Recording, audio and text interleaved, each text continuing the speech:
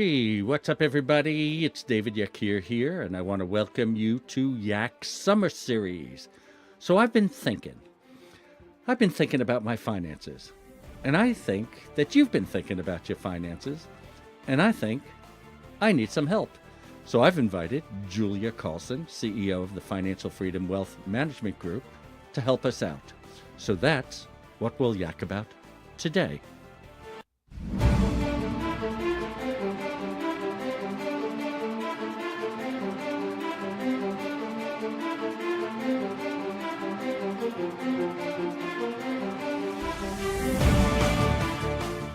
What's up, everybody? David Yakir here for Yak About Today, hoping you are better, healthier, and more informed than any generation that came before. So if the years 46 to 64 mean something to you, then this is the place you want to be. Now put your headphones on, go for a run, and listen to what we yak about today. And we are back. I'm David Yakir. You're listening to Yak About Today. And as promised, I do have Julia Carlson here with me. She's the CEO of Financial Freedom Wealth Management Group. I'm so glad you're here with me, Julia. Yeah, thank you. It's great being here. So, Julia, before we start, and I have to tell you in advance, I'm really thrilled that you're here because, as you know, our audience is made up of a 55 plus group of people. We call them the wiser and more mature. But the interesting part of the group is that it's a combination of needs. There's the 55-year-olds to 65 or 70 that are still figuring out their retirement, right? And there are those people who are retired either with enough money or without enough money that have to figure out how their future, how they're going to deal with their future. And I think everybody needs a lot of information about how to manage Yes. this, right? And also, this is going to catch you by surprise, and I wanted to ask you a question. I had a couple of weeks ago a gentleman, Gordon Stein. He wrote a book called Cash Flow Cookbook, which were recipes. And one of the interesting things he said that, of course, goes against everything you believe is he said something like, if I remember correctly, he said, fire your financial advisor and you can do it yourself, right? Which obviously you don't believe. So Well, go it ahead. could be a good fit. I mean, it could be the right thing for some people. I would say I'm not gonna I don't twist anybody's arm to work with us. So it could be a good thing. All right. So here's one of the big questions that comes into play often. People never understand when they should retire. I mean, this age of 65, that's, it's a whole society grew up that this was the age everything ends. Some companies actually have forced retirement at 65, but it's an arbitrary number today, first of all, because people are living longer, right? So Yes. how do people make a decision when to retire?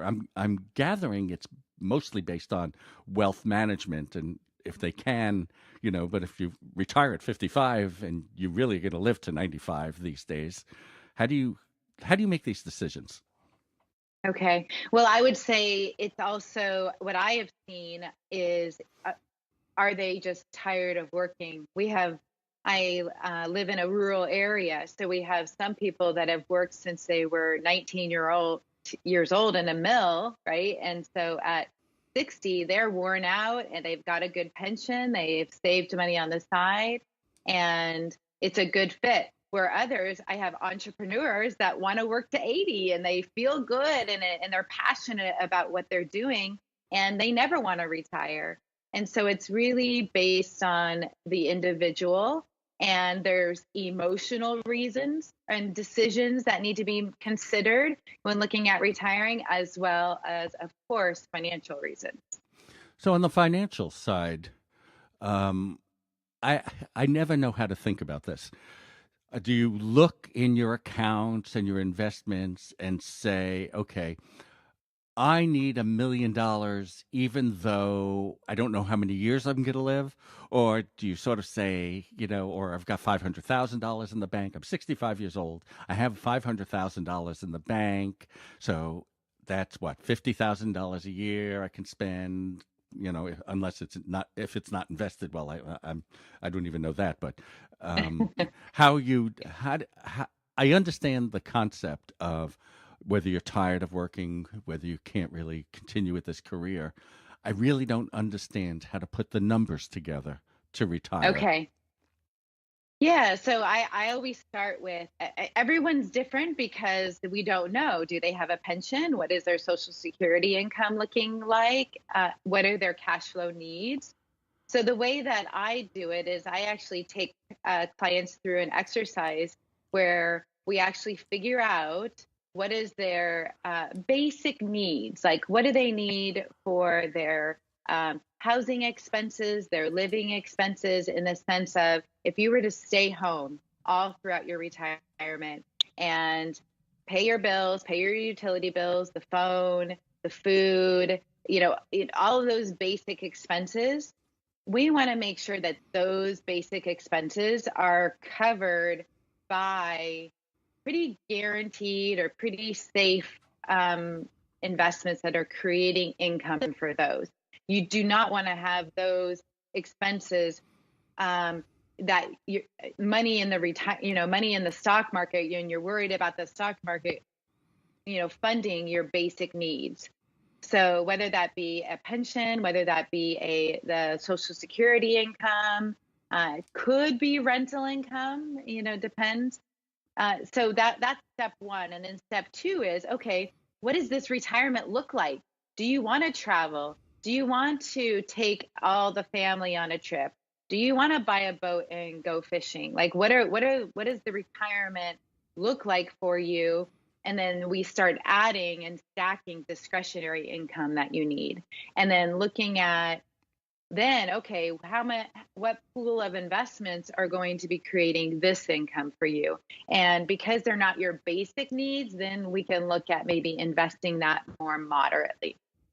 So let me ask this because it's a question that comes up often. A lot of these questions come up when you're sitting at dinner with everybody, and everybody's Yeah. talking about retirement, and so there are a lot of questions, obviously, that come about. How do you decide about the type of investments you should have at a certain point? Like, okay, I think the way I'm trying to articulate the question is, are the investments different at 50 years old as they are when you're 65? Yeah. Good. And how do you decide? I always see that circle, and it goes, the green part is safe, and the little red part is risky, and the orange part is, guaranteed income, and the mix. I guess explain all the things that go into deciding the mix before you retire, and then after before 65 and after 65, I would say. Okay.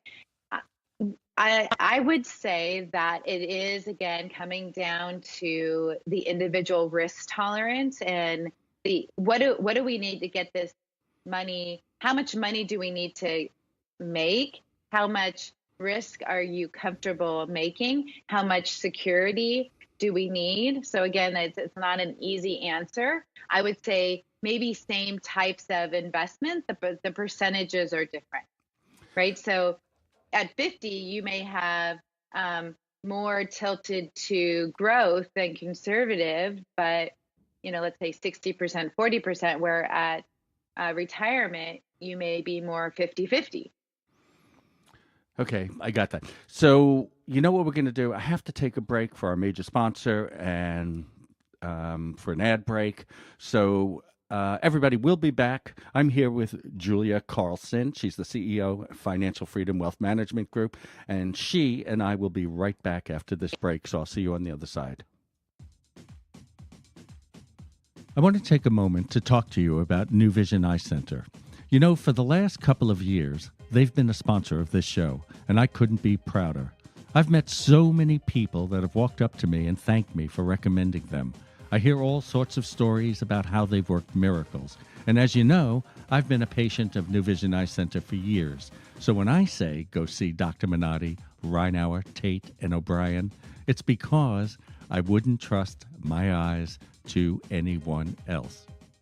And we are back. I'm David Yakir. You're listening to Yak About Today, and I've got Julia Carlson, CEO of Financial Freedom Wealth Management Group. And we're here trying to make sense out of what happens with us financially when you're 55, 60, 65, and beyond. So, Julia, there is a major question, and about Social Security. And Mm-hmm. the and I'll tell you why we talk about it all the time. I mean, there are people, a few people that take their Social Security at 62, and maybe they're forced to, they're not working, they need money, that type of thing. But you always hear it's unwise. And then the standard is, of course, right now, 66. I think it goes up, soon or what have you. And then actually some people sit there and go, look, I'll take it at the end, which is 70, I believe. Um, and I've noticed if you look at the number you get at 60, was it 66? 66. And Mm-hmm. then you look at 70, they seem to be only a few dollars apart. So why wouldn't you take it for 4 extra years to get yourself, some money? So how do you decide? 62, 66, 70? How do you make that decision? Yeah. So good question. This is the one thing that we help our clients all the time decide about. One thing that we do use a strategy where if they have uh, assets both in retirement and in non-retirement, and they do not take Social Security until age 70, then there's a window of time that we can do some Roth conversions and build some assets over in this tax-free bucket, if you will, and that if you they were taking Social Security, that is going to be putting more money into their taxes. So by waiting, they get a 8% increase in their benefits each year from their full retirement age until age 70. And they also could get the benefit of, doing some conversions and, building these assets in a way that creates a legacy long term for their family tax free. All right. There is another question that goes along with that. And I hadn't realized it until you were just talking. One of the, I get a lot of email asking a lot Mm-hmm. of questions. And one of the Mm-hmm. questions I get, I think the reason I remember it is because it's becoming closer and closer. There are people that retire at 66. They take their Social Security, right? And then all of a sudden, Mm-hmm. someplace 67, 68, 69, they sit there and they realize there is no way in heck that I'm going to make it, right? I need to go back to work. So they go back to work if they can get the job, which is another series that I actually do on aging, age discrimination. But Mm. so they go back to work, right? And so all of a sudden they're 69 years old and they're back at a job earning $100,000. Tell me what happens. Tell me they're still getting their $2,100, $2,300. They're on Medicare. They're going back to work for $100,000. What happens to Social Security? How does that work? Well, two things. Yeah, they could suspend it, right? They could stop and then restart it once they hit 70, or they can keep taking it with no reduction, and then actually it because they're putting more money back in as credits, right? As their earnings, they will get slight adjustments, as they each year goes by, So, and okay, until go age ahead. 70. Yeah. So, oh, that's interesting. So, let's say they go back to work at 68. They do have to pay into Social Security, right? That's the law, Mm-hmm. right? Yeah. And they pay into it till 70, and their Social Security they still get the Social Security even though they're paying into it simultaneously. Is that it? Yes. And at 70, If they choose to, right? They could stop. if they stop, does that also increase the That Social Security? Yes. I don't know the formula for that, but yes. Okay, so and then at 70, it's just no matter if you're working, if you're not working, it doesn't matter. You stop paying into it, and you get your Social Security no matter what. Okay, if that's a really good question. If you're 71, let's say, I know you don't get an increase anymore for waiting, right? But I think you still have to pay into it. So, um, that I you stumped me. I'm going to ask that question. All right, and the reason, I mean, I have a tendency to stump people, financial advisors, because so many different questions come into me all the Yeah, that's time.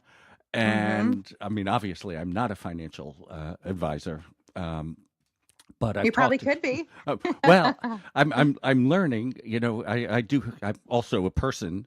So I take notes. If you tell me a piece Yes. of information, I go, oh, maybe I'll stop Social Security now and let it add on later, and things like that. So so there are often um, questions I ask. But if you do find out, the answer to that, the best way to come back and give it to my audience is to just write me back at, Sure. David at Yak About Today, and then I'll bring it up on the radio and, of course, attribute the answer to you. Right. I will for sure do that. Yes. Okay. So the next question um, really is about um, debt. And the reason, I mean, this is a topic I know you know well, uh, but the reason I ask is it's really strange. There's two pieces of some of the questions I get, and not only questions. I mean, honestly, I live in a community where people are between 50 and 90 years old. It's that kind of community down in Florida.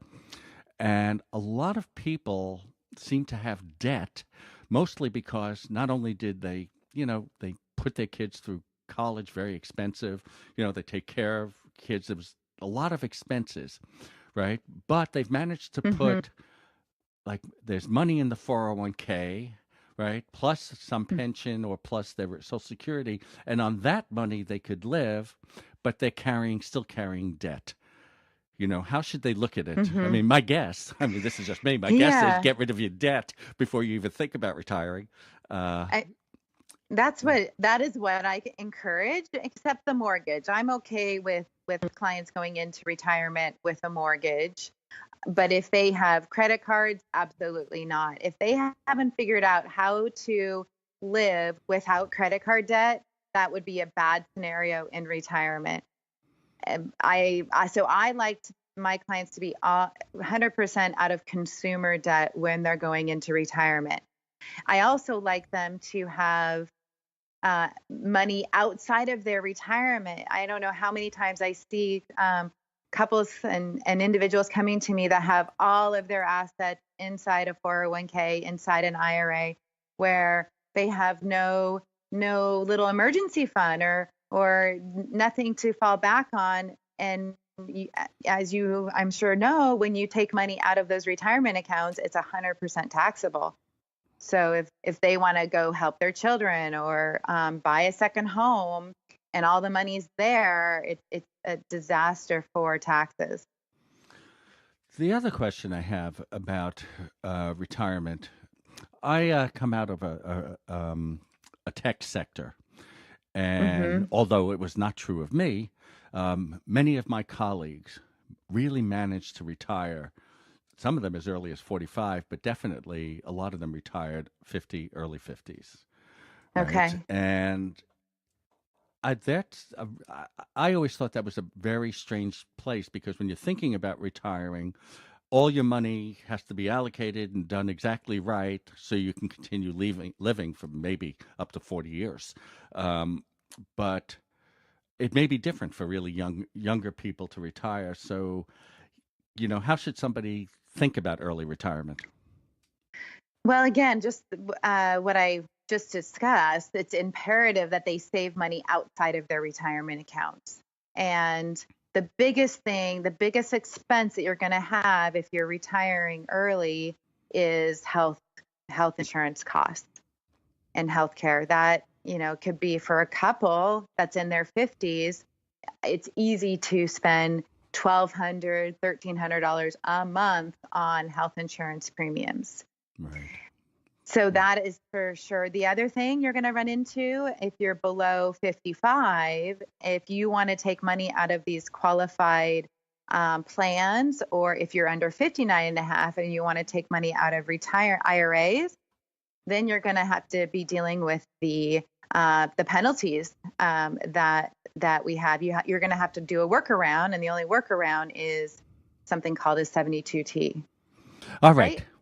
I got to cut you. I got to cut you off there, only because we only have about 30 seconds left. I want to thank you, Julia, for being on here. Why don't you give people a number they can get in touch with you? Sure. Our office number is 541-574-6464. And to the broadcasting audience, we have to leave you now. But remember, you can hear the full interviews with our guests at yakabouttoday.com. And also, we like to hear from you, so go to our Yak About Today Facebook page and join the community. You may want to say hello or tell us something about yourselves, or maybe give us a suggestion or two on the topics you'd like us to discuss. But most importantly, we like it when you stay in touch. It gets lonely here in the studio, and every morning I look at my David at yakabouttoday.com email and Facebook and Twitter accounts, hoping I'll hear from you. So until next week, I say goodbye. I love you, and peace. David out. Take out the papers and the trash.